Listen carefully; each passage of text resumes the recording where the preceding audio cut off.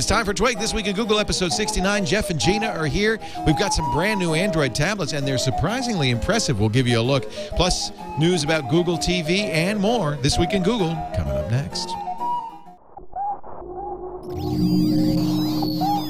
Netcasts you love.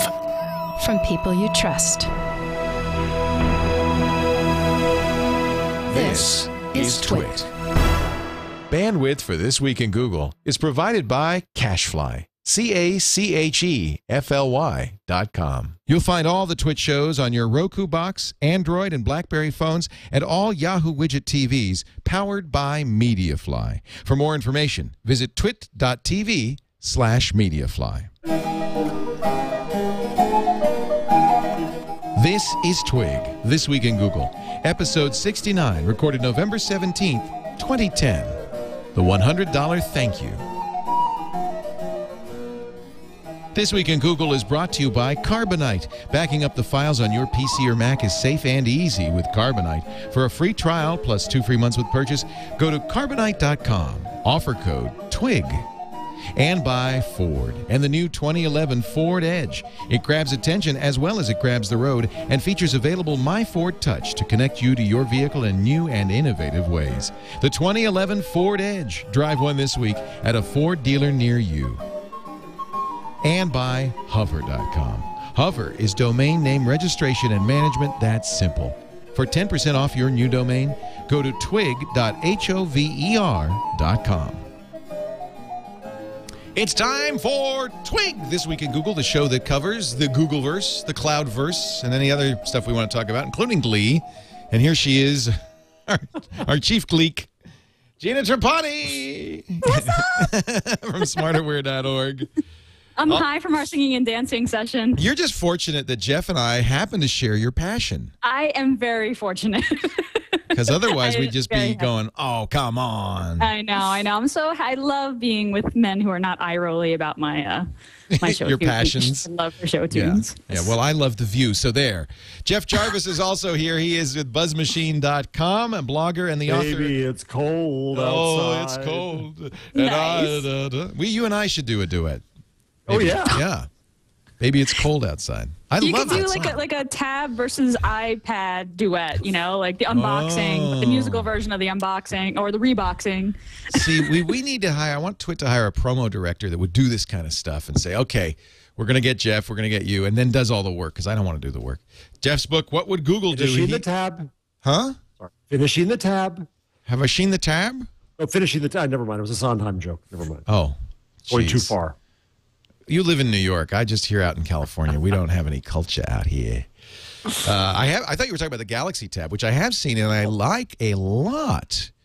In fact, I was really prepared to think that the Android tablets were going to, because Google kind of lowered the expectation, didn't they? When they said, oh no, 2.2 is not a tablet OS. Wait till 2.3 Gingerbread. And now actually they're saying now wait till Honeycomb 3.0.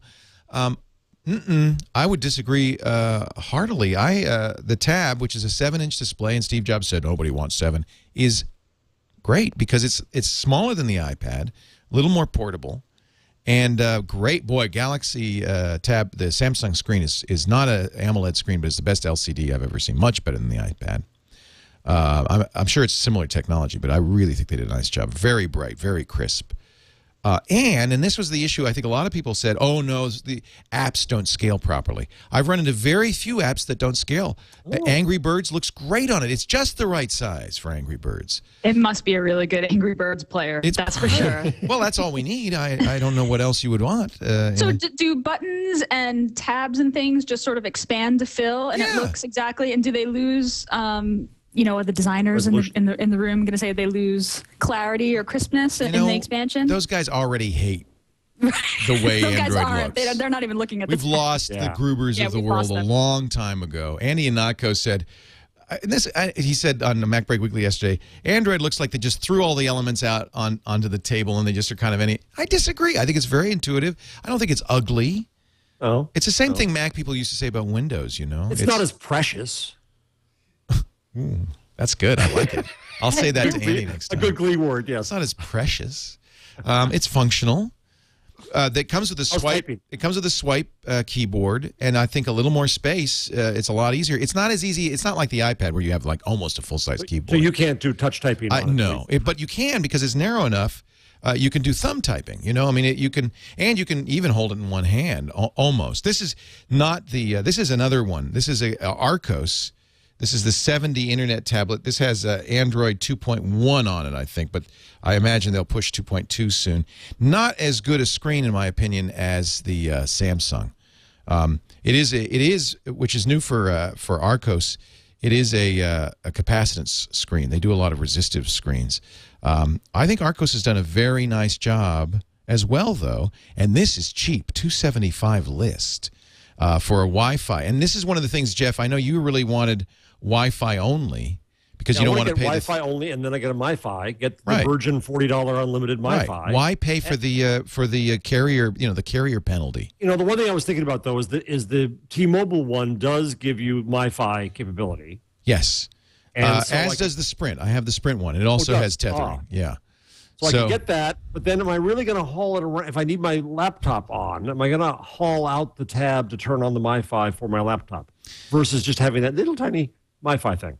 Well, I don't know. I mean, at $275, this is a Wi-Fi only device. It's a lot. It's almost half what a Wi-Fi only iPad is. And I think that while I was initially skeptical about the size of the screen, I think it's actually very usable. I think you could do a lot of the things you do with the iPad with this.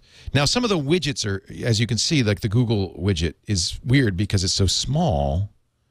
Right, so it doesn't stretch to fill the screen. It doesn't stretch. Although that's possible, and really that's an issue. In my opinion, that's an issue with the desktop, the presentation manager, because I know I use a third-party one that allows me to stretch widgets. So now, is this the pure Android experience? You said the swipe is installed. Is there a skin? That looks very much like my Nexus 1. This is not the Samsung. This is the Arcos, and I think the Arcos is. I don't think Arcos has done any customization. But it doesn't have the by Google or the Google stamp, right? Because Google hasn't blessed any tablets yet. No by Google. No. Right. Okay. No by Google. It also has the buttons down here. Look at that. Yeah, it's just the right. It's just the right size for Angry Birds. I have to say. Where's the Glee app? Damn it! Where's the Glee app? Well, there's a Glee app on the iPad. There's a Glee app on the iPhone. Those bastards. Yeah. I think that now this is not the Samsung. This is the cheaper Arcos that doesn't require a 3G. So this is really Arcos is doing some interesting things. But I love the Samsung Galaxy Tab. I have the Sprint one. The Sprint speed is great. It's just weird because it feels like you should be able to make phone calls. I know it's big. Why did you get Sprint? That's just what I got a loaner. Okay. So these are all, I should say, these are all loaners. I know people don't like it when I take loaners, but I was frankly skeptical. I didn't want to buy an Android tablet, and now I'm absolutely convinced. Now, by the way, the Arcos comes in a lot of form factors. There is a 10-inch. That was the 7-inch. This one is a 4.3-inch. This is the same as the Evo or the Droid X. I don't know. Oh, there it is. This one doesn't seem. It's not a very. These are cheaper screens. I think that's where they save money. But boy, if you want a Wi-Fi Android device, this is the 4-inch screen. Now get ready for this. This is basically iPod Touch size. This is a 3. I think a 3.5. There's even a smaller one than this. Where's the on button? This is one problem with these is I never know where to turn them on. Maybe there isn't an on button. Oh, there it is. This is a resistive screen, but it looks, by the way, camera, looks almost as good as the capacitance screen. And I tell you, when I started using it, I felt like, well, boy, that's a capacitive screen. He said, no, that's a resistive screen. Thanks to Charbax, by the way, for bringing these all by. So does that look so tiny because you just had the 7-inch in your hand, or is it actually just really tiny? It's smaller. Yeah, okay. I'll put the Droid X next to it. It's small. Yeah, okay.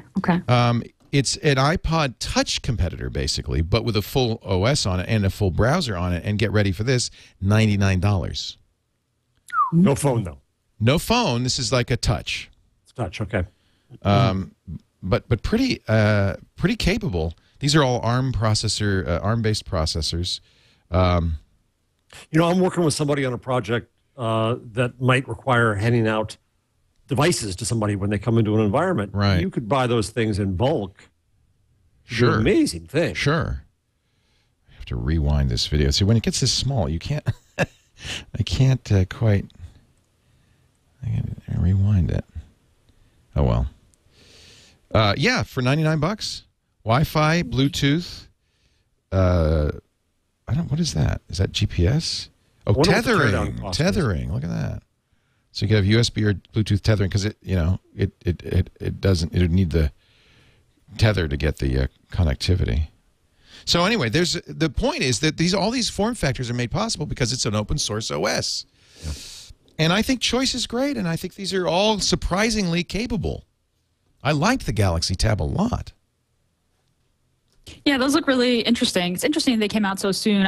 I'm being a little bit of a purist. I don't want to get an Android tablet until I have kind of Google's blessing of like, yes, this is what the tablet should be. I guess that's why I kind of stuck with the Nexus One too. Is I like to see just Google's prescription of what what it should be. Yeah. But that's really cool, and it's tempting. That shot of you playing Angry Birds on that big screen is definitely tempting. This is better for Angry Birds even than an iPad. I think it's just the right size. The iPad might be a little too big. It's also 16:9. Notice. Which means it's appropriate for video in a way that the iPad really isn't. Didn't you travel to New York with the iPad only, right?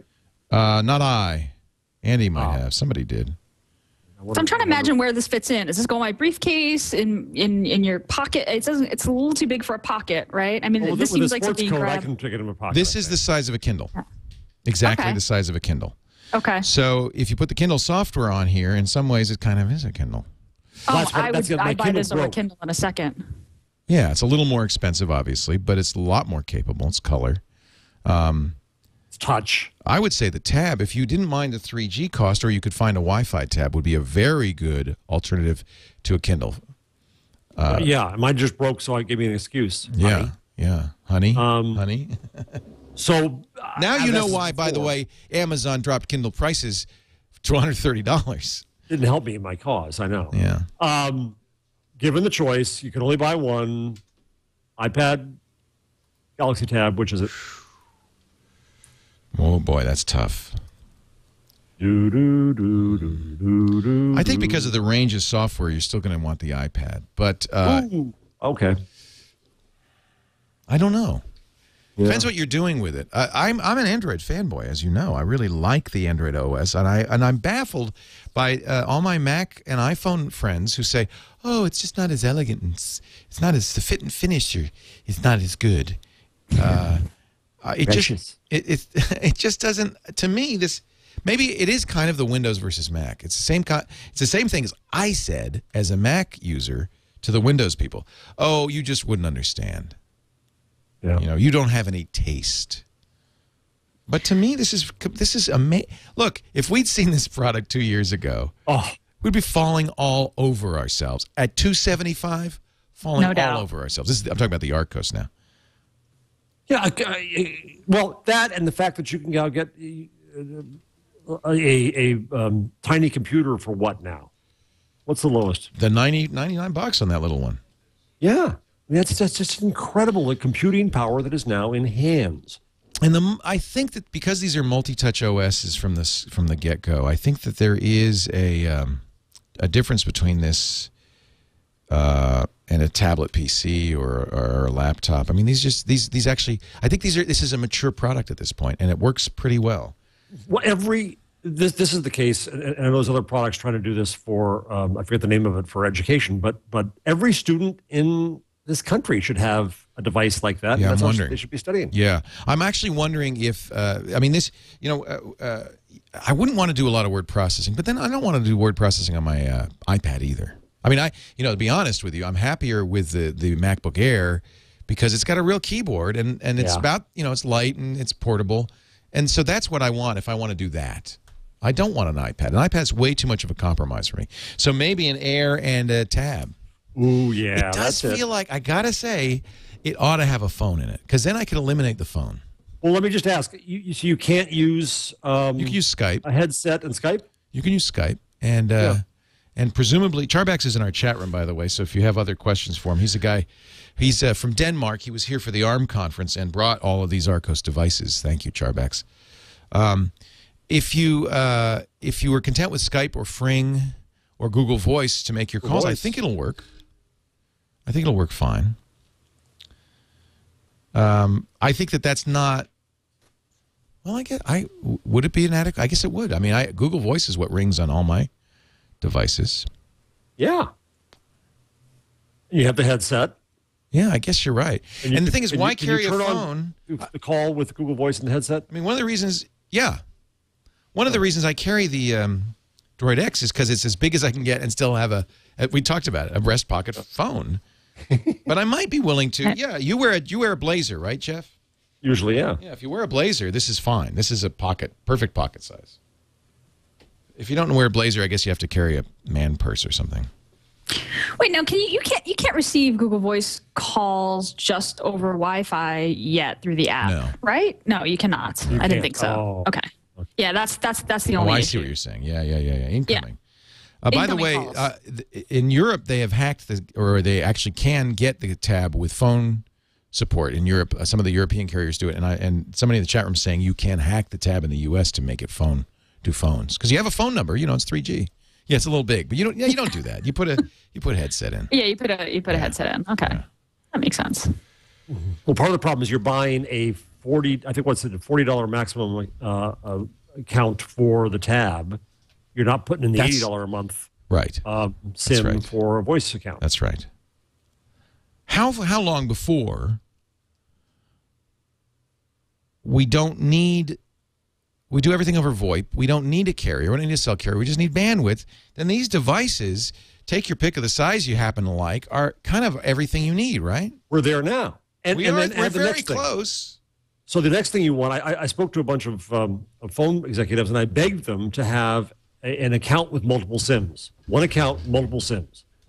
So when I go into my car, there's a SIM in the car, that's my phone. When I'm home, there may be a SIM in the network, that's my phone. When I'm out with a phone, and I don't care, that's how Google Voice is meant to operate. The problem now, of course, is that they're forcing us to buy 5 accounts. And that's, like I can see them saying that's nice while it'll last, but it makes no sense. Eventually, they've got to, maybe not, who knows? I mean, who knows with these guys? But you would think eventually they'd have to, give in to consumer demand. Yeah. We're talking about Google, with Gina Trapani, Jeff Jarvis.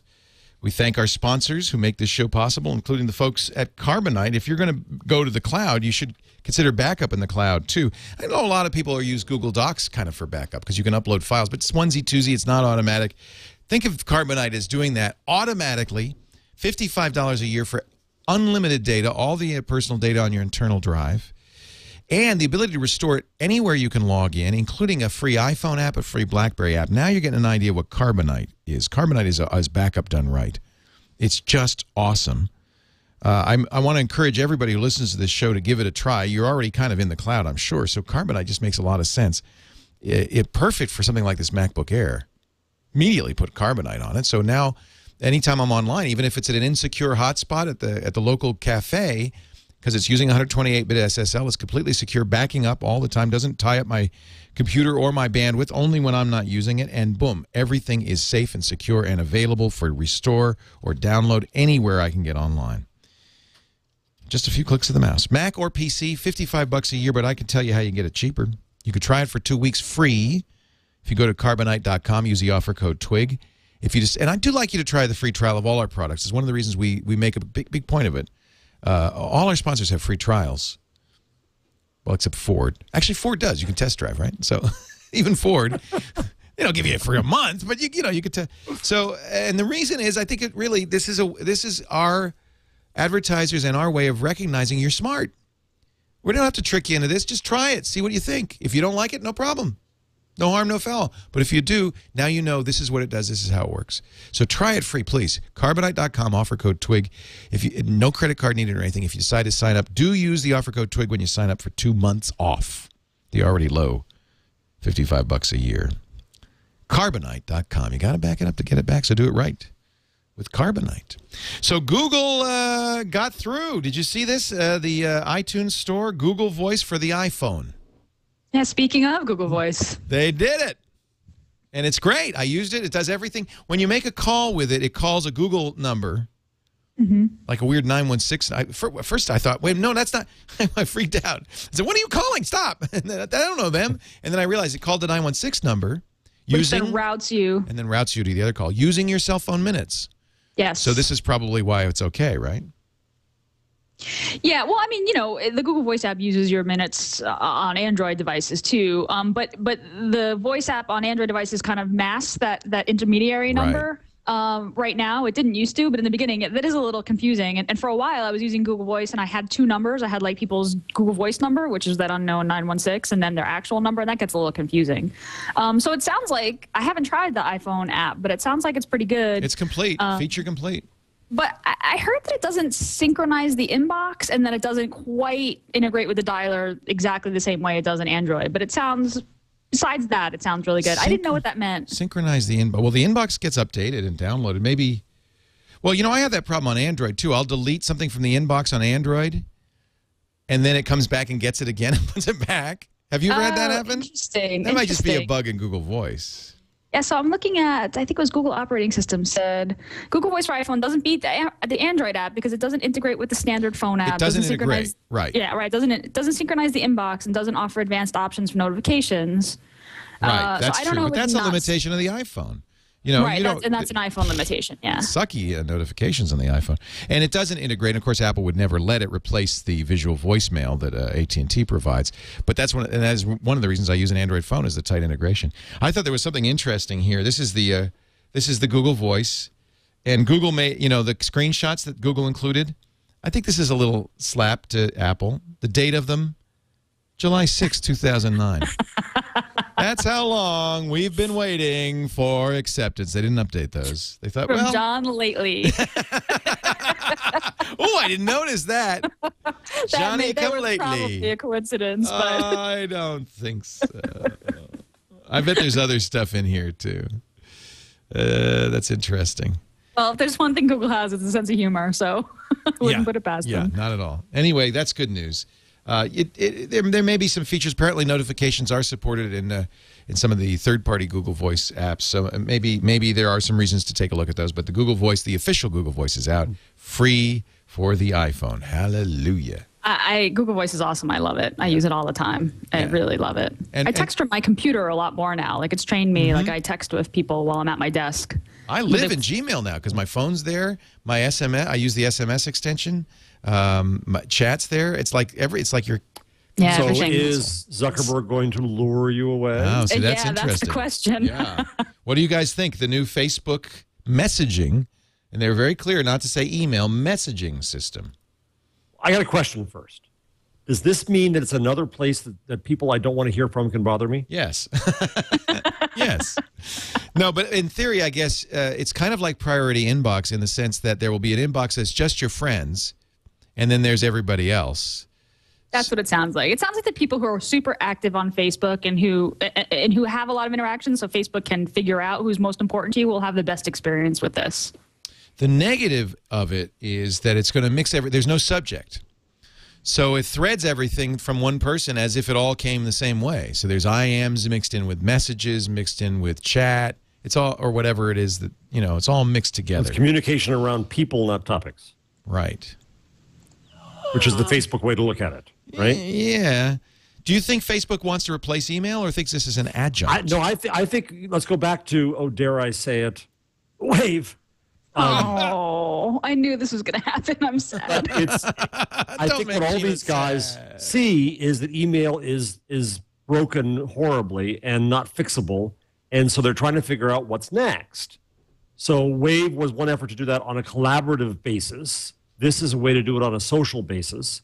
As communication, why is it so broken? And forget spam for a minute. Even with this, I think I said this on the show last week. I die for the busy signal. Right? I die for something that says, Jeff's busy, you can't talk to him now. Right. And instead, everybody thinks that, all I need is 3 minutes. Well, why the hell didn't you respond to me, you bozo? I just needed 3 minutes. It's okay, right? And that's what our world is now, is everybody's getting a piece of you. and you can't escape. You sound like an old man more and more. I do. You get a piece of me. Did you ever wonder why? Andy Rooney. Yeah. No, I'm right there with you, though. I really wish that I could have just sort of a global "do not disturb" sign every once in a while, especially when I'm like coding or writing. But no, I'm with Jeff. I have a full rant about this. I just ignore him.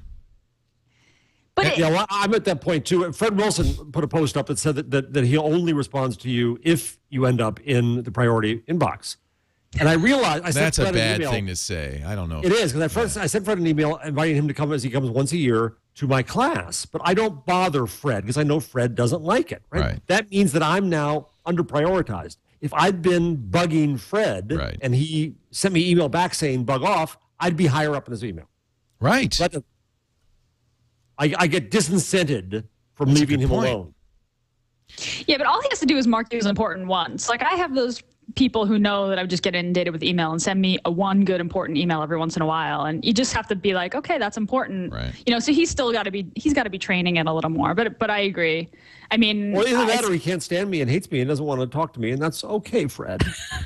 Why? It's funny because we've been trying to get Fred on too. I guess we're probably in that box with you. Well, yeah, we're not in priority inbox either. No.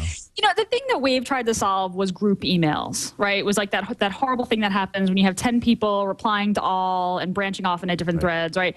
Facebook messaging is about, I want to see the first message when I asked my significant other out on a date, all the way up to the point where I'm telling her I got to go pick up the kids at soccer today, right? This idea of like having this entire record of history between two people, which is interesting. It's interesting. I kind of feel mad about it. I'm probably not going to use it. My family members who still use their AOL email addresses and who are very active on Facebook probably will use it. It makes a lot of sense for the platform, I think.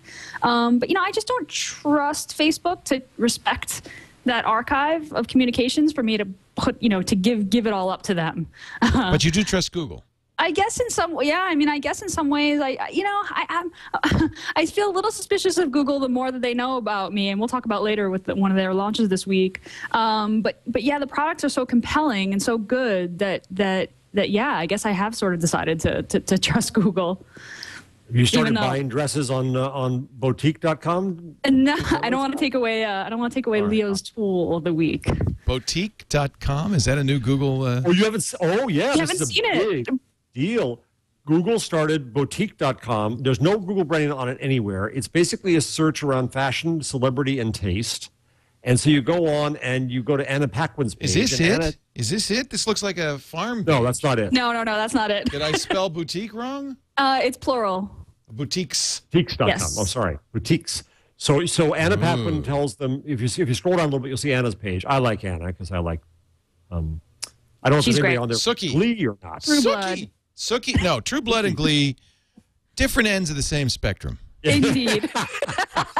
One Blood and Death, the other Show Tunes. Where does Walking Dead fit in that? I don't know. So Anna tells them what she likes, and then Google comes back and says, well, if she likes this and you like that, you'll like this, and it recommends all kinds of things. And it abstracts what forms she likes, what colors she likes, and so I can follow her. You can follow her. I can follow her like a this Twitter. Is entirely. I smell Marissa Meyer on this. Oh yeah, but She's now when I log in, because it's not a quote Google property, it's not going to. I'm going to create a new account. There's not no a Google branding account on it anywhere. You can't find it. I mean, they did take credit for it on the blog. Isn't that interesting? Why wouldn't they use the Google login? It's very weird. I mean, you feel like you're shopping at Macy's. Like this is what it looks like, the Macy's website. There's Except no for Google the branding anywhere. Dresses. Are they really? Right. Do they have guy stuff? Oh yeah. No. It's just women. Yeah, this is for the ladies who are into fashion. Well, I'm into fashion. Wait a minute, let me see. I can tell, Leo. I can tell. Yeah, I think I'm going to follow Jennifer and Debbie Mazur. I don't know. This is interesting. It's all movie stars. Nobody on there from Glee, huh? Not that I can see. Jennifer Goodwin is on. Yeah, I like her a lot. I like her a lot too. Yeah. Huh. Carey Mulligan. So yeah, this was kind of a weird launch, but this came out of the iLike acquisition. Oh, like.com. Right, which helps you kind of algorithmically associate patterns and colors and things. I am a fashion idiot, so I'm I don't know what's going on. The three of us use Garanimals to match our wardrobes. I was like, what T-shirt should I wear today? Before the show. I used to work at Condé Nast. I kept the suits. There you go. This, I would guess, is what we're seeing here is, in fact, I think Eric Schmidt alluded to this at Web 2.0 or somewhere recently. We're not really doing Google Me like an all-in-one Facebook site. We're just going to put social everywhere. Right? That's what they're doing, right? Right. So here, by the way, you can have your own boutique. Gina, you can go on, make your boutique.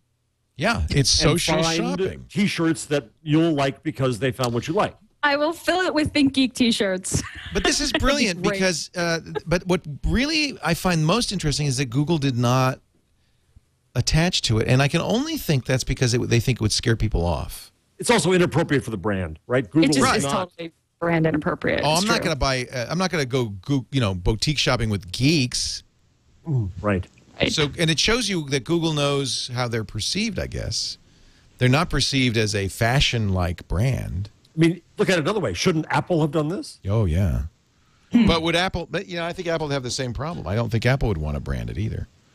No, what makes this work is, number one, search and understanding how to abstract concepts to make search work. And then number two, you're right, Leo, they're adding in the dash, the soupçon of social. Yeah, following, and you can create your own thing. They've got popular. So these are the popular ones. And here's the other interesting thing to me. I was at this meeting a week ago about the U.S. Postal Service I mentioned, and there was an expert there from the catalog world. And as we were talking, she asked me, well, what does this mean for catalogs? And I realized that the function that a catalog provides of curation is no longer necessary in that form, where they have a warehouse filled with stuff and they go buy it and merchandise it. Because I can now use, Best Buy has an API. Did you know this, Leo? No. You could create tomorrow the TWiT store on top of Best Buy's back end and fulfillment. I didn't know that. That's interesting. Isn't that cool? So Amazon lets you do that too. I'm sorry, I'm just sharing these boots with my wife because. Oh, you have to log in to share. I got to create an account. Well, she wanted boots like this. She's been looking for them. Such a good husband. Oh, honey. Well, actually, also, I'm kind of curious. She won't know the Google Connect or anything. I'm gonna watch carefully her reaction to this. Like, does she like this? Does she get it? Yeah. Would she, for instance, get her friends to and create followers and do all of that? So you can imagine the exact same thing with home decoration. Oh yeah. Window treatments. No. Tile and other home building stuff, furniture, anything with taste. So what this means is, can Google get into taste, and is social and search the path there? And then on the economic side, what it means is that it's exactly like media, is that and eventually entertainment is you skip by the old curators, the old channels, the store, and now Anna Paquin has a store. And a store from 100 different brands and designers. Right. That can be fulfilled. The only inconvenience to this, I don't know, I didn't look at it enough. I doubt you can probably do one checkout. Well, that'd be nice if you could do that. And of course, there's revenue opportunity, but maybe they don't want to even bother with that. Well, because I know when I helped start, believe it or not, style.com. You did? Yeah. That's good. My wife doesn't tell, know that. You? Of course I would have. So here, somebody in the chat room pointed this out. This is kind of interesting. The only way you could figure out there's Google in this anywhere, it doesn't say it at the bottom or anything. Nope. You could, I bet, if you went to About, let's see if About Us, no Google there. But if you go to the Help, it pulls you to a help page. It says copyright 2010. Python file. You get a Python help file. Help.py. Oh, that is aesthetic whiplash, isn't it? Ow! Don't ask us for help, man. There goes the soupçon of style. Yeah. This is it. Topic.py. This is really bad. Okay. Well, Marissa, you could work on that. I'm sure you'll be very busy. It's interesting, though. I mean, they really, even in the About Us, it doesn't show Google. Honestly, Marissa would be a perfect kind of spokesperson here for you this, go. but that's not her thing. No. Because It's a personal thing. She's into fashion. Oh, is she ever? Terms She of dresses service. beautifully and expensively. Boutiques.com is operated by Google Incorporated. So you can, but you got to dig. I don't think that's obvious at all. You know, it's all kinds of interesting things.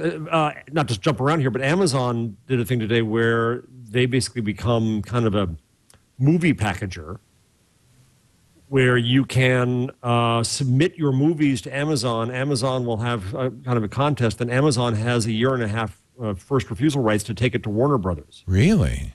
Yeah. So you just see all these opportunities now where you cut out all the old middlemen. You know, what happened in newspapers is going to happen to every other middleman out there. Right. So you think everyone's going to have our kind of personal stores? Like, you know, Leo and I think, are one of the most popular people on appbrain.com, which is an Android app kind of curation. I think just because we mentioned it on the show kind of when it was early. And Mozilla is building into, they're building kind of an app store, web app store, where people can kind of set up, like Lifehacker could set up like a, you know, list of recommended web apps. I mean, it sounds like this is kind of the same thing, but just. And here's the best story, Gina, that I can give you. I talked to Philip Kaplan from Blippy. PUD. PUD. And he told the story, and I maybe have told it on the show before, so I apologize, but PUD said that Matt Cutts came in and bought that scale that you have, Leo. Well, Matt bought it first. He gets credit. He gave Matt credit for the takeoff for the hockey stick. Oh yeah. And so that within a very short amount of time after Matt bought it, sorry, he did mention you, Leo, and said you didn't cause the virality. 100 people bought the scale. Right.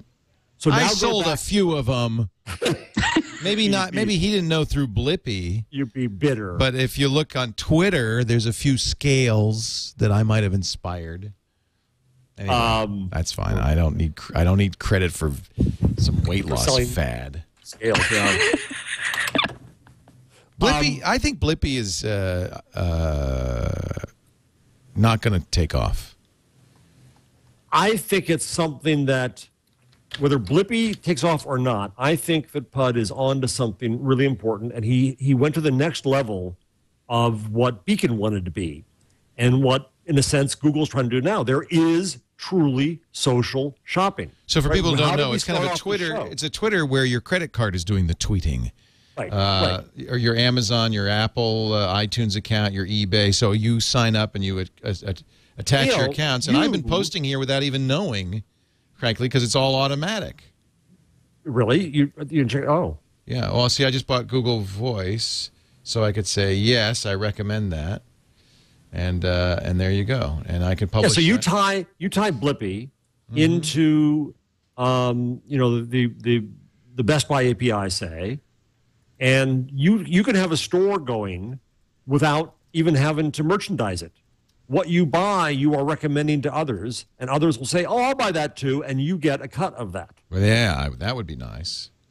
Oh, there's a company I invested in called Covester by a guy the wonderfully named Ricky Tata. Isn't that a great name? So Ricky, Ricky Tata, and his nickname is Tots. No, I just said Tots because of Glee. Oh, okay. Continue. Sorry. There's a Glee connection to everything. We're going to have a Glee. In fact, our next story, there's a Glee connection. But go ahead. So what this does is that I can, if you're a good investor, Gina, you can go on to Covester, and again, full disclosure is I invested, but it's a friend of mine, and you do whatever you want to do. He set up the structure so that I can put my money at my broker, and it just follows you. It does whatever you do. And because of that, you make a cut. Now, my money you never touch my money, actually, but you make money from basically becoming a one-woman mutual fund. Well, that's just pyramid. That's pyramid marketing, right? No, it's not. No, it's not, because what's happening there is that Gina never touches any of my actual funds. They stay in Schwab or whatever. I'm following her. I'm literally following her. So when she buys Google, I buy Google. When she sells Google, I sell Google, and I don't have to do a thing. Because she's publicized herself as really good. Is somebody doing this? Because this is brilliant. Covester.com. Shoot. Ricky Tata. Yeah, that's interesting. Very interesting. Right. And so now take that to that. Now there's money to be made. Now I can. I mean, for the follower, there's a reason to do this. So now you do the same thing with Leo's electronics store. Yep. Right. And or even just Leo's app store. Every time Leo installs an app on Android, I would love to just get it pushed down to me. And I'd love to get 10 cents. Right. Bingo. Ka-ching. Well, and we've done this, and this is that Mark Zuckerberg, no one wants to make lists. We've done this we have TWiT recommendations, and it uses our Amazon affiliate code. It's too much work. Yeah. And that's why Blippy and I would guess Covester and all these are smart because they're automatic. Right. So you can start to follow. The whole idea of following that was so important, right, really takes off. So that's where PUD is on to something, I think. So whether it's done at Blippy or not, well, what should happen here is it's fairly obvious, is that Zuckerberg should buy Blippy. Yeah. And but does he need Blippy? He doesn't really need Blippy. No, he doesn't. The problem is with his privacy headaches of the past, that's going to be a really touchy thing. Yeah. Oh, you're going to trust Zuckerberg with your credit card, man? Right. Yeah. Right? It's true. Somebody's going to get that. And, it's Beacon. You're right. This was the whole idea of Beacon. Yeah. And when I interviewed him, he said, I said Beacon was just too early. He said, no, Beacon was a mistake. We did wrong with it. And he said that Blippy, you're choosing to do it there. I think that's the big lesson he learned. Well, but I think that's also why Blippy is not going to catch, because I think too many people say, no, I ain't doing that, even with Blippy. Who would you trust that data with? No one. Not Google, not Apple, not Facebook, not any big player.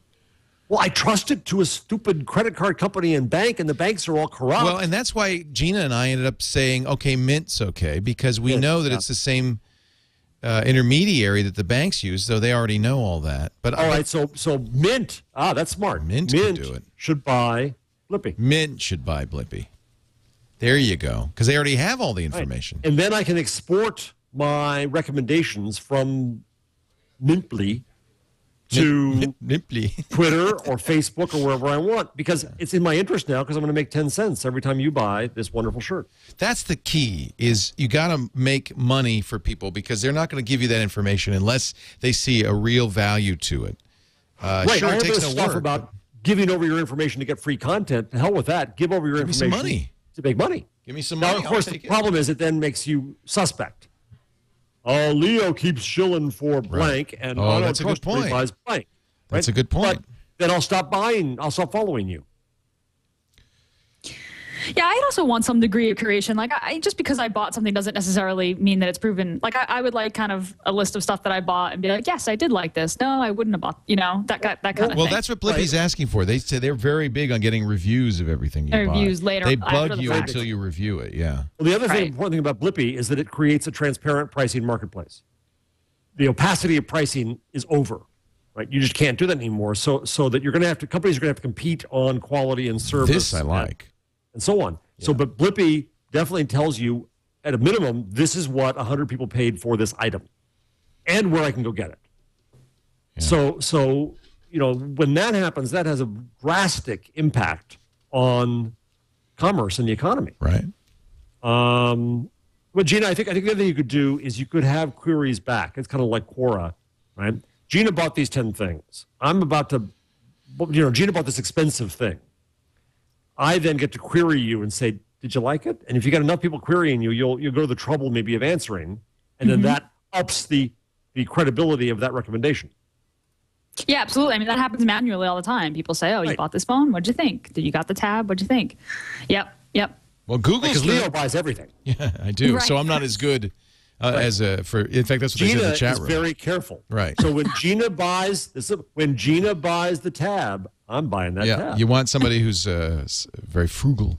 Yeah. Cheap, I think, is really cheap. the word. That's the word I was looking for. What we're looking for. Hey, look at this. Google Goggles is trying out ads. Here's another way Google's looking at making money. What's the story here?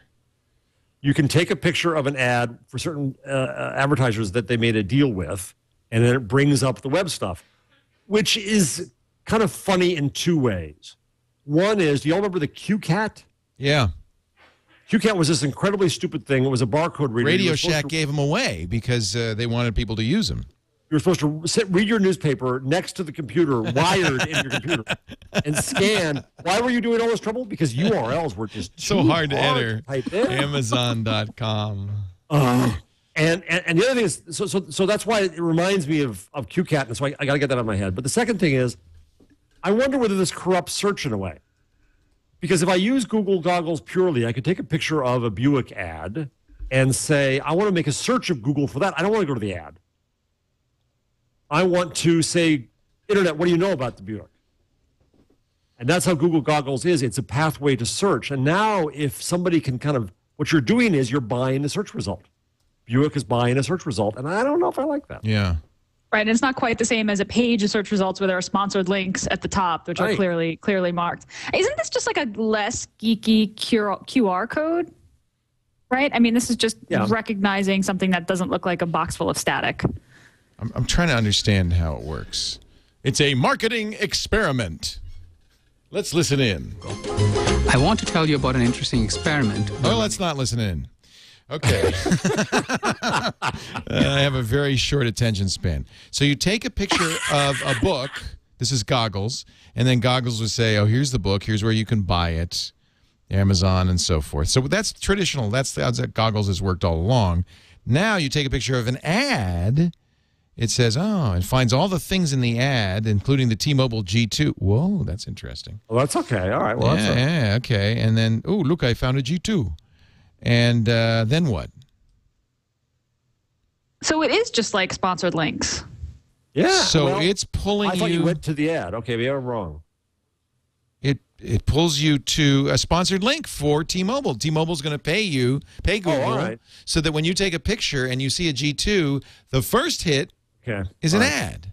I saw some promotion for it that looked like it went straight to the ad. Okay, it skips a step. Yeah. Okay, so he just took a picture of a Buick.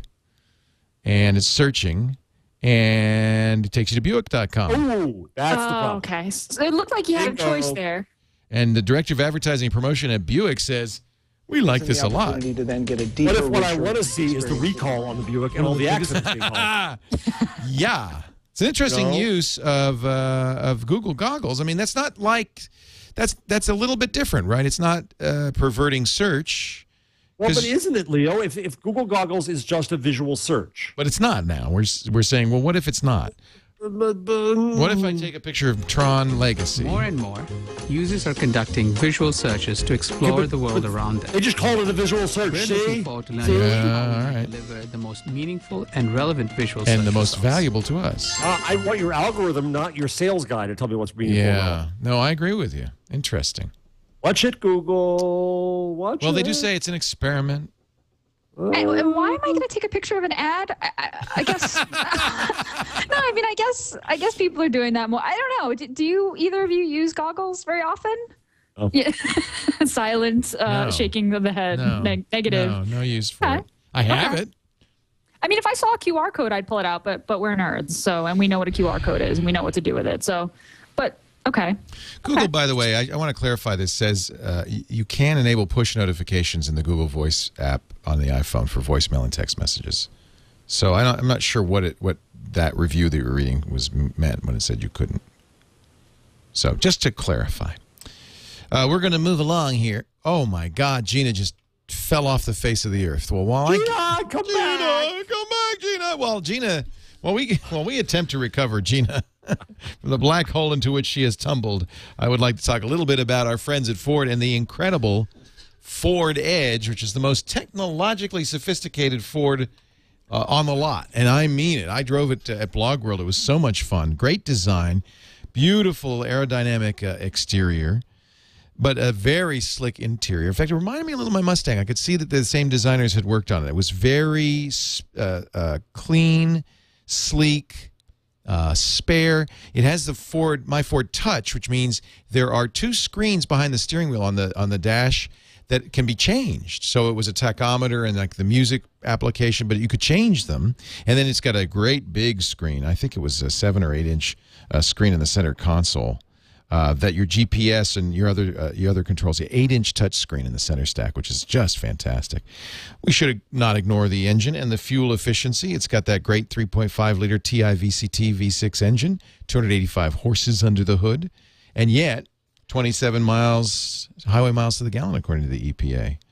You could also get the Sport with more horsepower, 305 and 280 foot-pounds of torque. I love my Ford Touch. It's kind of Ford Sync on steroids. It's just really so great. Take a look at the Edge. If you're in the market for a larger car, we have good friends who are a self-admitted Ford family, which I love. I didn't even know it. It's funny. Until we started talking cars, I had no idea And I said, oh, you're right. All you ever drive is a Ford. That's all I ever see you in. Yeah, we just got the Edge. We were looking for a car with great second-row legroom, and there is no car in its class with better second-row legroom. It's just very comfortable for the people in the back. The panoramic Vista roof is an option.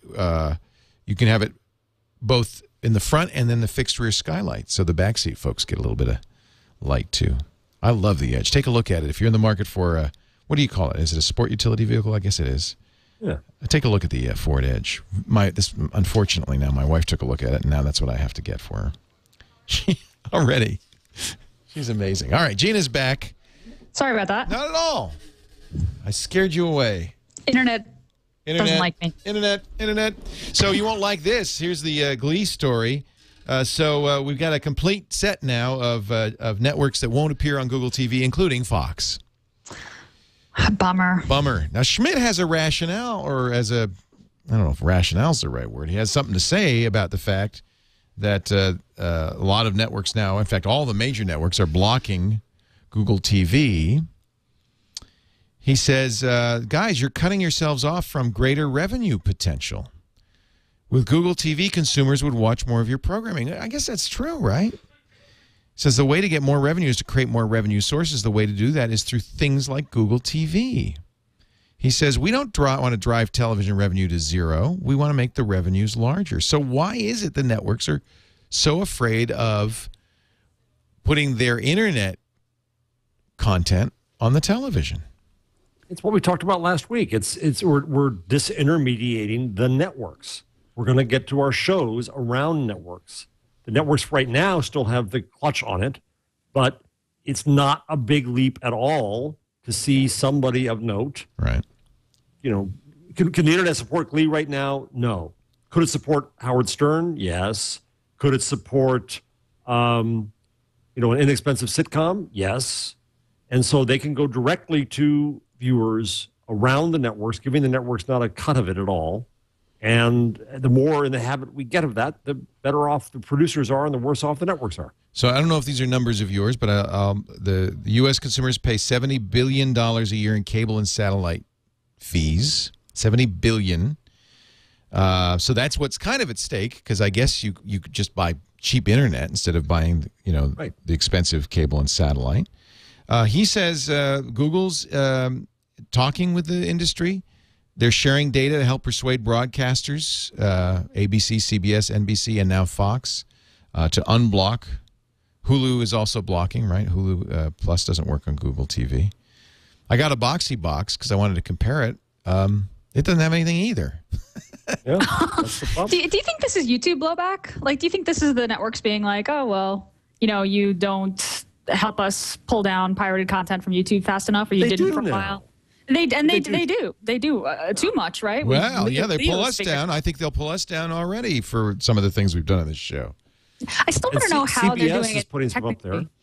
It's pretty amazing, isn't it, that they can? I mean, what is it? It's now. I saw the new number, something like 34 hours a minute of videos being uploaded to YouTube. It's another huge number again, and somehow they mechanically go through everything looking for some sort of watermark. I would guess. I don't know, Gina, you're a programmer. You might know better than I, but I would guess that the networks provide signatures of some kind. Oh, for them to figure out how to... No, I was saying how are the networks blocking? I mean, they're not using the user agents. How do they block it? Oh, that's a good question. Yeah, they're not using the user agents because you can change it and it still doesn't go Right. through. I'm curious about that. I mean, they're differentiating between screens. Like the screen in your living room isn't okay, but the one in your office is okay. It's strange. It's just Chrome, and then you could tell it, I'm Chrome running on Windows XP. Right. I mean, I'm just curious about the technical. There must be something. There must be something. Anybody in the chat room? They say it's based on the version number of the Flash plugin. Oh. Well, that seems like something that would be easy to spoof. I know that this isn't the point, but... That can't be right. They say it's the Flash plugin. The Flash plugins have user agents. So the same thing happened in Android, and you hack it. It's just not as easy to hack Flash, right? It's easy to change the user agent in Chrome. Right. It's a menu command, right. But you can't do it quite so easily. However, Well, see, Adobe's going to continue to do that. They don't mind this, or do they? Well, the other thing is the publishers complain that when Google sends them audience, Rupert Murdoch says it's worthless audience because it's out of market or it's one-stop wonder or whatever. Yeah. When Google TV sends a viewer to a show, it's great audience. Schmidt is right. It's exactly targeted. This is somebody who wants to watch the show. And nope, can't. Nope, sorry, not because you came from there. Your friend Google recommended you. Oh, I don't trust you. And also, they get so much more information about the viewer when you view it. Yeah, through that's the web I think browser, what Eric's right? trying to say. He said we're sharing the information we know about our audience with them. Right, location, IP address. Right. One word: antitrust. Oh boy. I mean, this is the networks acting as one. Yeah, that's true. That is colluding, Google. isn't it? Yeah. It is, and Google's the victim. Everybody's scared of big old bad Google, but Google's the victim in this case, and thus are we. Eric also showed off the new Nexus S. This is the replacement for the Nexus One, which is an HTC device. This one is from Samsung, right? I think so. Yeah. Yes. It kind of has that Galaxy S feel to it. It will be a true Google phone. It'll be running on, or he was running it on T-Mobile. It has NFC features, which is kind of interesting. In fact, Schmidt says he thinks these phones will eventually replace credit cards. So tell me, what's the difference between NFC and Bluetooth, or any sort of? It's just a short range, kind of wireless. More like transactional. RFID, isn't it? It's like an active RFID that can actually send data. No. Okay. Don't know. They were saying that you could tap the phone and you could pay for something that way, and it is sort of like RFID. I guess with Bluetooth you have pairing, but that's basically this. That's the idea, right? Yeah, but I guess it's shorter range. Bluetooth's 30 feet. NFC stands for Near Field Communication. Let me look on Wikipedia. They say it's like those cards, on the subways. You guys wouldn't know what subways are here in California, but on the subways, I'm man of the people. You can just tap now. No, I've heard that people ride around in a hole in the ground. Yeah. And I grew up in Brooklyn. Come on. Come on. The Bronx is up and the battery's down. 10 centimeters. It's only 4 inches. That's the big difference.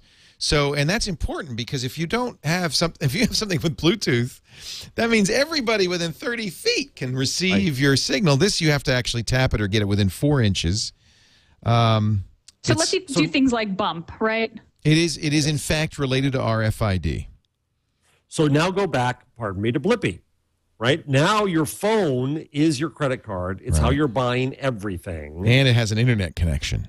And it has an internet connection. And it has this kind of connection so that you can kind of say, I want to tell the world about that.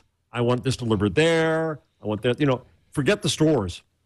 Yeah. Stores are gone. Stores are toast. I went to Des Moines some time ago and was just amazed downtown. There were no stores. It wasn't a depressed downtown. It just there weren't any stores. And that's go back depressing. to this idea. What was there? A lot of restaurants? No, not even that. Just kind of boring office buildings and a few drugstores. It was it. It was weird. But that's the future, I think. And because you can't, the risk you have to go through to hold on to inventory in many, many locations is going to be very, very high. We're going to turn into those fat slobs in Wall-E. Oh. Riding around our little hover carriages. Right, with virtual reality glasses on. Now you see the ad, you tap the billboard and say, I want. Hand me that. Yeah. You don't even have to get out of your hover chair. No. Schmidt also said, clarified anyway, and I guess we knew this, Android is for touch devices. Chrome OS will be for keyboard devices. So that's why it's netbooks. Oh. That makes sense now. I get it. No, I think that's good that he articulated that difference. Do you think it they was always obvious, saw that but it was difference, or good. they just made it up? When Jobs said that you don't interact, touch devices, you can't interact with them kind of standing up, and that's why at arm's length, the Airs are OS 10, and that makes sense. I mean that was the difference. So I apparently, guess Apple's made the same distinction. That's what iOS is versus OS 10. Right. I guess you got somebody here on Twitter. Fur9999 said, Jeff, Fox held out for $150 million from Cablevision. Why would they let Google have their content for free? Did Fox get $150 million from Cablevision? Yeah, they did. This is the whole retransmission crap. Oh, Cablevision. Oh, yeah. Yeah. And And Cablevision tried to hold out. And, they couldn't forever, but they tried to. And as I there's said a difference. But yeah, there is a difference. Because that was the only way those people in Long Island, Connecticut, and New Jersey could get Fox 5. But Google TV is just one of a lot of choices, right? Right. And so who has let's the play upper that out. hand? If Cablevision had held out and they never came to an agreement, wouldn't it be in Fox's interest to then be on Google TV? More choices. Yeah, it's against Cablevision should be the one who's fighting. That's a good point. Networks. That's who gets disintermediated is the cable companies, not the yeah. Why are the content creators worried about it? Because they're not content creators. They're distributors. They're another middleman. They're another middleman. Okay. Right. The studio is eventually going to go directly. So they say, okay, well, it's Domino's. So Cablevision or Comcast falls, becomes an internet service provider. At least they still have a business. What do we do? It's taking a thread out of the sweater and starting to pull it. Yeah, Matthew Weiner doesn't go to AMC to make Mad Men. He goes to directly to I don't know. Well, what? Well, here's the other big deal: the fact that and I think I don't know if I said this last week or not, but at the Quadrangle conference, you had Michael Eisner doing a deal with AOL. So this is the start of this. This is the unraveling the sweater, where Eisner is making shows and AOL is going to have an exclusive on it, rather than him going to AMC. Yeah. Mm-hmm. We're going to take a break, come back pretty soon. We got to get to our tips, our tools, and our number of the week. Gina Trapani, Jeff Jarvis is here. Just a quick mention of our domain name service that we use and we recommend you use. I don't like the other guys. I don't like their ads. I don't like their attitude. I don't like their crappy website. In fact, they're all horrible. Just get a breath of fresh air. Go to twig.hover.com. It's clean. It's simple. They don't upsell you with a bunch of stuff. It's not 90 clicks before you check out. Twig.hover is as in cover, HOVER.com. I guess you could pronounce that Hoover, couldn't you? But it's not. It's hover. Very clean, very simple, very easy. You can use it for a domain. They've got all the biggies, .net, .com, .org, .biz, .info, .ca, .us, .cc, .tv, .bz, .me, .te. I never heard of some of these. Look at these, all the UK ones. You can have it. They don't do hosting, so don't look for them to upsell your hosting. They do mail forwarding and they do DNS forwarding. And for $25, they'll transfer all your domains, make it very easy. I wish I had done that because those other guys locked my domain as soon as they saw that I wanted to move it off of theirs. They support webmail if you like. It's so great. HOVER. And by the way, if you use the offer code TWIG, you'll save 10% off your domains. And they build in things, too, which is nice, like the privacy, domain privacy. Because, the other guys charge you for that. No, that's just, you get Hover's privacy for free with Hover. Hover.com. Domain transfers are free, but they will charge $10 and give you another year past the current expiration date at the time of transfer. So that was nice. I thought that was a good deal. So go to twig.hover.com and use the offer code TWIG when you buy to get 10% off. Look I don't have to upsell you on this. Just go there. There's the no-hold policy for calls made during business hours. It's from Two Cows. Used to be Domains Direct. Maybe you're used to them. HOVER. That's what we're transferring all of our stuff over. As soon as that paternalistic other company lets me, who shall remain nameless. They've got a new cute girl instead of the old cute girl, I noticed. I don't understand the connection between that and domain registration. I really don't. I'll never understand that. But that's someone in the chat room is saying you should do an ad in a shower with a blonde and you can sell a lot more domains. For the rest of this hot commercial, go to my website. Billowing. Steamy. I just resent it that I go there and there's nothing more hot. So it's like, come on. I want Leo in a towel in a bathroom doing an Old Spice style commercial for her. Hey, if Odocta could do it, I could do it. I actually did. I was down at the radio station in Los Angeles that I started at, KFI, and the Citrix, the GoToMeeting people were there, and they said, would you do a GoToMeeting ad for us? And I said, sure. They said, we need you to take off your clothes. I said, what? But it was Hollywood, and I was young. I'll do it. Yeah, I thought of Jeff, actually. So they said, well, don't worry. We'll block. We'll go from, here down to your knees with the thing, and then the ad copy something like, I'm meeting right now with GoToMeeting, and I don't even have to get dressed for work or whatever. And then I did this, and then they sent me the sample, the thing, and the banner, instead of being here to here, started. I mean, it was kind of narrow, and it was a thong. It was practically a thong. GoToMeeting, and thank God it's a long name. Wow. No, they really could have just image searching this right now. I mean, did it? No, it's gone. No. I freaked out. I said, you can't use that. So they made the banner bigger. So now it's just neck down. But apparently there are bootleg copies floating around. Somebody out there in the internet, you have that photo. God. It was on YouTube. Copy it. It was on YouTube for like 3 seconds. There were only like 10 views before I got it pulled down. Thank God. Oh my God. Oh my God. All right, Gina, your tip of the week, my friend. Tip of the week. This week, really simple one, but useful, especially for those of you who are getting the tab or have an iPad.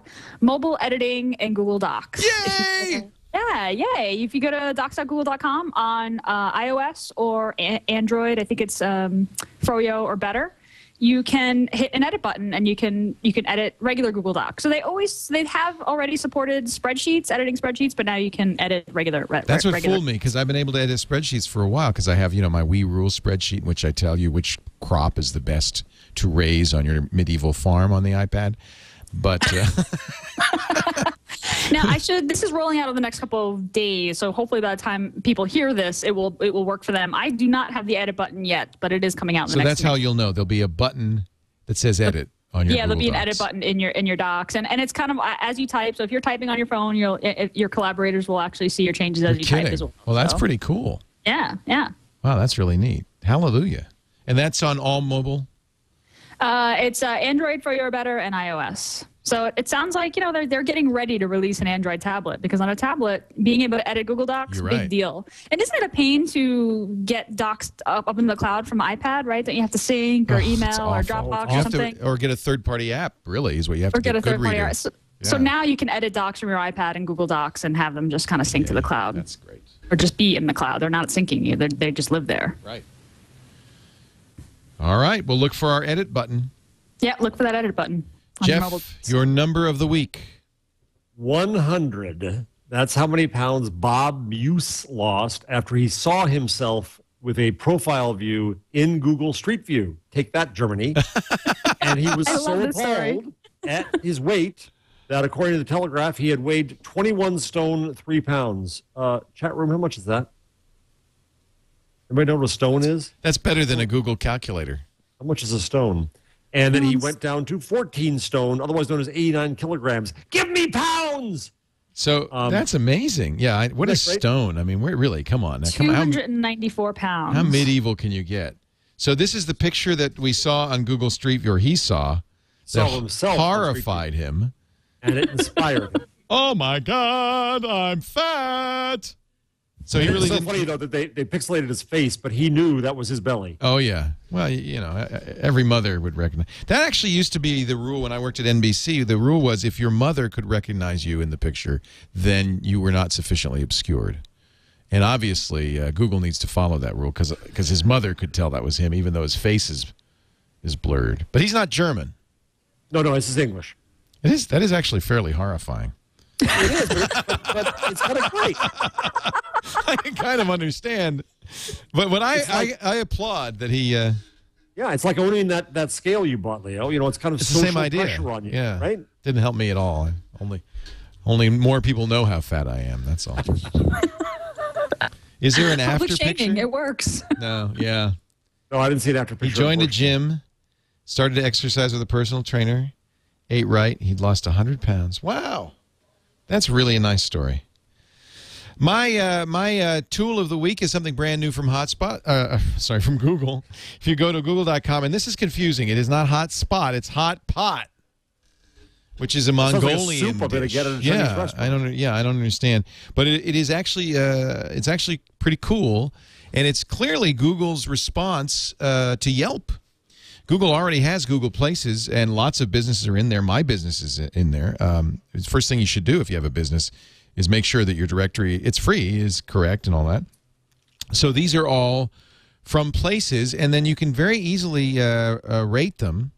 So I happen to like Lagunitas Brewing Company quite a bit. So I'm going to give it 5 stars. And then it says, you know, I'm going to say in my tip, just like Yelp, try the beer garden. And then you get to, now the food is very simple. It's not Zagat quality ratings here. It's either a happy face or a, but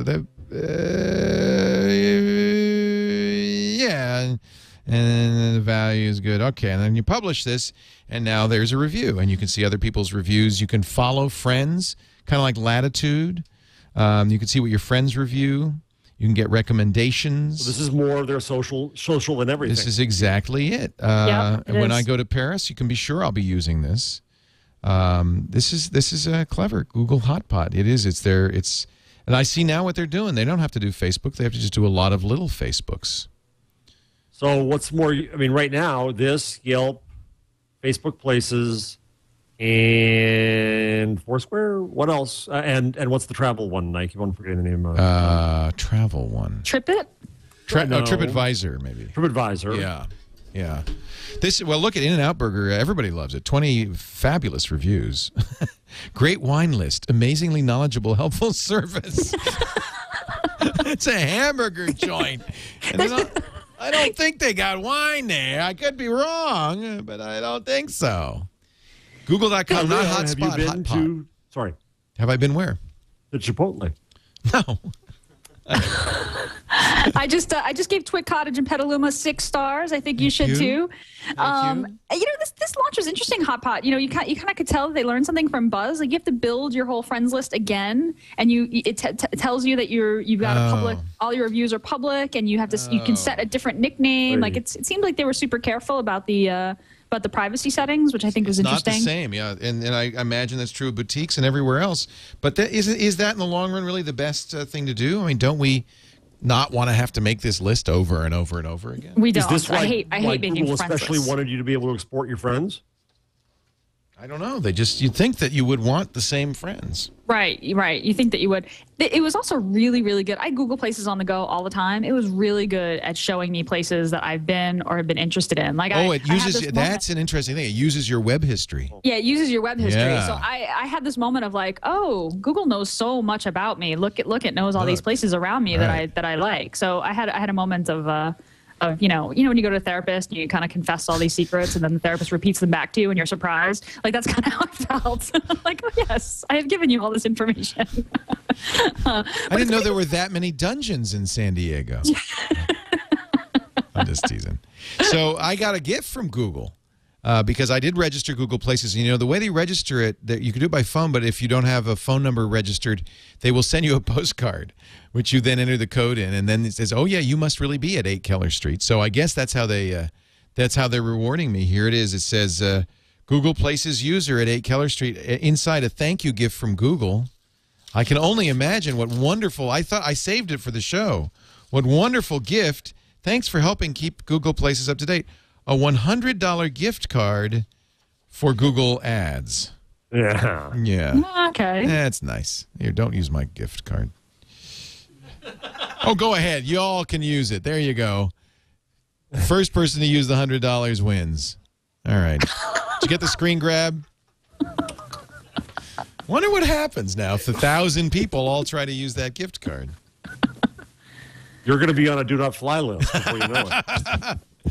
By the way, if you want to, we didn't talk about it here. I suppose you probably, as both as frequent flyers as I am, are as upset about the TSA regulations as everybody else seems to be. There is a great conversation that we had on TWiT this week with O'Doctor and Brian Brushwood, and O'Doctor talking about the friendly search that he got. According to the new rules coming out here, and apparently that's made it everywhere. It was on the Drudge Report. Hannity mentioned it. It's been on radio stations all over the country. Of course, we get no traffic from it because everybody links, their own copy of it. But it's brand building. Disagree with you. It's brand building. I'm okay with it. You think it's okay for them to stick their hand down your pants? Well, yeah, I've been in Europe, and they've done the round the belt thing. It ain't round the belt, dude. Well, you understand? It's not round the belt. They squeeze your genitals.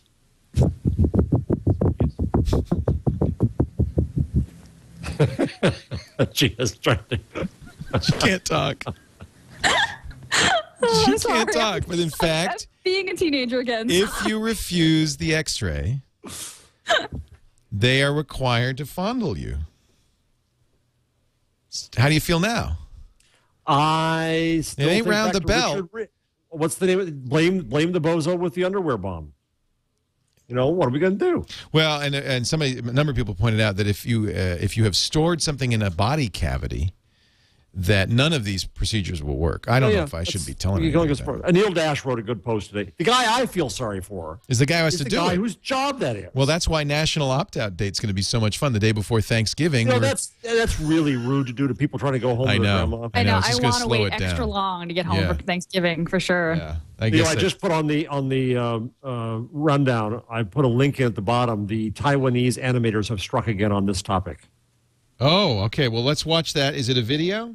Yeah, it's a video. All right, we'll watch that video as we close out the show. Jeff Jarvis is the author of What Would Google Do? And soon to be a major motion picture. No, but there will be another book, Public Parts. I have an idea for that, a sitcom, but we'll get back. A sitcom. What would Google do? The sitcom. He's also a blogger at buzzmachine.com. Thank you, Jeff, for being here. Really appreciate it. Gina Trapani blogs at smarterware.org. When she's not giggling or listening shrieking or dancing or the listening mention to of Jeff's penis, which happens more than you think, is enough to send me into just giggles. Well, if you thought thank you very much, Mr. Trapani. Thank you very much. It makes you giggle. They always laugh at my mighty sword, in the words of Randy Newman. We will leave you with this new TSA procedures spur airport rage from the Taiwanese animators. Thank you, everybody, for joining us. We'll see you next week on This Week. Oh, I should mention, go to twit.tv/bestof and vote for your best, favoriteest moments from the past year of This Week in Google for our post-Christmas episode. It's going to be a best of for many of our shows, so you can vote for all your, not vote, but just tell us what you thought was the best moment. And I think we had a couple today, actually.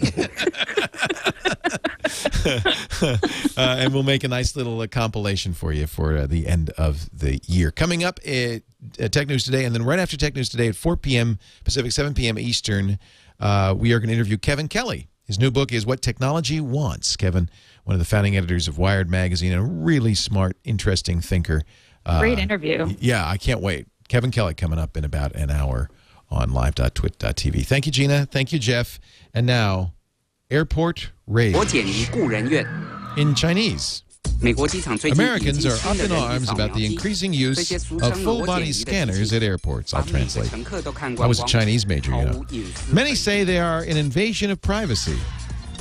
Whoops. The TSA says the new measures are designed to foil the use of explosives not detectable by conventional metal detectors. Passengers who refuse a scan can get a pat-down in a private room. A cell phone video of a passenger refusing both the scan and the pat-down went viral. This actually is true. Critics say the enhanced security measures merely enrich former government officials with corporate interests. November 24th has been designated National Opt-Out Day by angry travelers. Oh, jeez. Nobody knows how far security measures will eventually go. And there's nude passengers in the airplane. You're making an ad. Yeah, some people are already beginning to say the terrorists have won. What is this? Is this haven't you seen these guys? They make incredible videos all the time. They're hilarious. Wow, that's great. Next Media. Great stuff. Good stuff. Yeah. Thank you, guys. Thank you. Gina, you should check your mailbox. I will. Thanks, Leo. There could be something very exciting in there, and I'll play you out just to make you feel. Bye-bye. See you later. Everybody.